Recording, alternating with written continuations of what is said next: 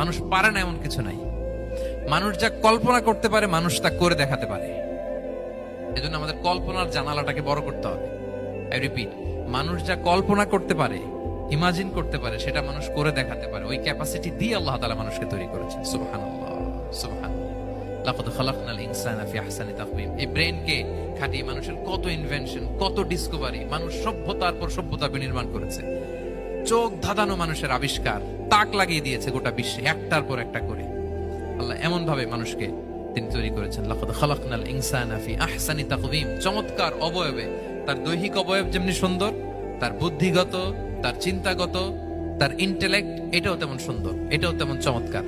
পৃথিবীর কোন প্রাণীকে আল্লাহ তাআলা এরকম হিউম্যান ব্রেইনের মতো এরকম সফিস্টিকেটেড ব্রেইন দিয়ে, ইন্টেলেক্ট দিয়ে তৈরি করেনি। এজন্য সব প্রাণী থেকে মানুষ আলাদা। সব প্রাণী থেকে মানুষের চিন্তা, বিবেক, বুদ্ধি এগুলো আলাদা।